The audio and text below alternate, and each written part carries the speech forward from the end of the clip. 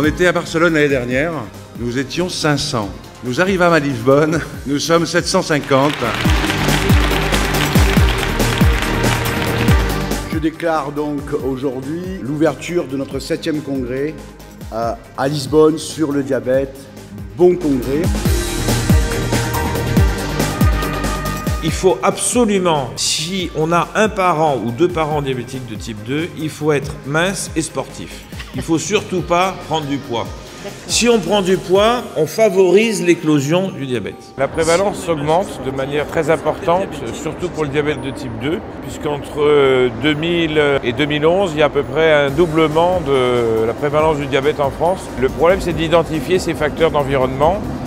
Classiquement, pour le diabète de type 1, on pense à des viroses. Pour le diabète de type 2, le manque d'activité physique, l'alimentation trop riche, trop grasse, favorise l'éclosion du diabète de type 2 chez des personnes prédisposées.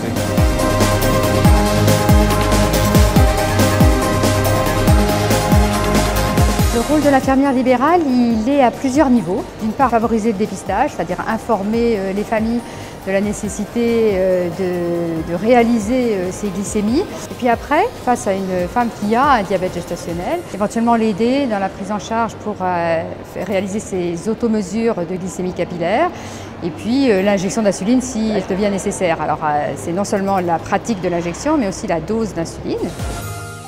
À partir de la motivation du patient, du risque hypoglycémique, la durée du diabète, tout ça c'est un mélange à partir duquel on va définir un objectif. Chez la personne âgée, il va vraiment falloir faire du sur-mesure puisqu'on distingue des patients âgés qui sont en bonne santé et des diabétiques âgés qui sont fragiles, voire en perte d'autonomie. Donc à chaque situation correspond un objectif glycémique, l'objectif étant de limiter bien évidemment le risque d'hypoglycémie.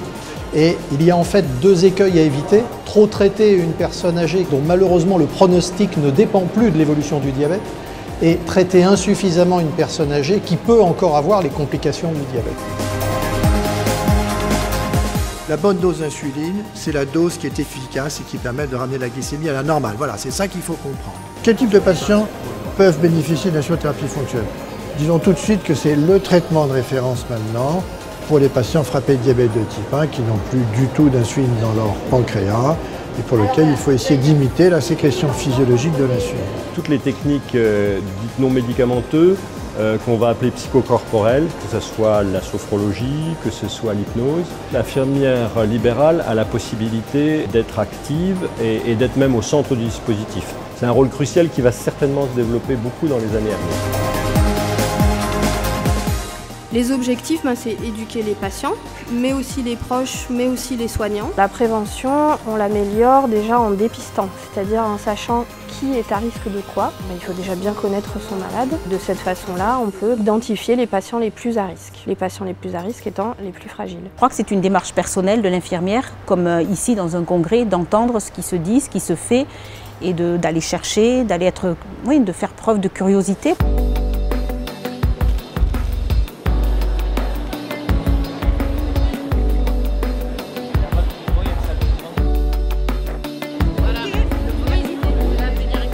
Le plaisir d'être dans une belle ville comme Lisbonne, pouvoir rencontrer des personnes qui sont comme moi, qui peuvent aussi avoir le même problème que moi à domicile et pouvoir échanger aussi nos points de vue.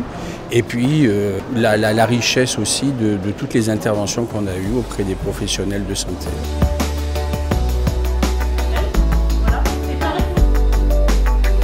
Les ateliers étaient très intéressants. Dans le sens où les intervenants étaient assez dynamiques, ils nous ont appris pas mal de choses. Des thèmes intéressants, notamment les pompes à insuline, c'est toujours intéressant à voir, comment que ça se pose, comment que ça se pratique, comment on les utilise. Mettez votre inserteur bien à plat, vous décrochez donc votre sécurité et vous appuyez sur la gâchette.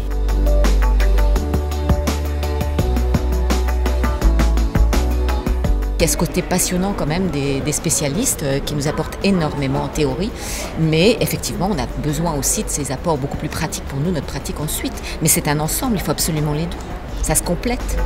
Alors là je crois que ça s'appelle de l'hyperkératose, mais il y en a beaucoup, ouais. Parce que tellement il y en a dit qu'il fallait enlever large, j'ai pu lui enlever le pied. Parce que ça c'est mon vrai pied. J'adore. Les clowns effectivement reflète un petit peu ce qui a été mis en place par les professeurs avec l'humour. Et c'est là où on peut se dire que les petits clowns et autres, c'est aussi un facteur de soins important parce que je pense que c'est une vision des soins qui n'est pas négligeable. Et je pense qu'on peut éventuellement faire passer beaucoup d'informations et de messages par rapport à cette comédie, à ce petit sketch.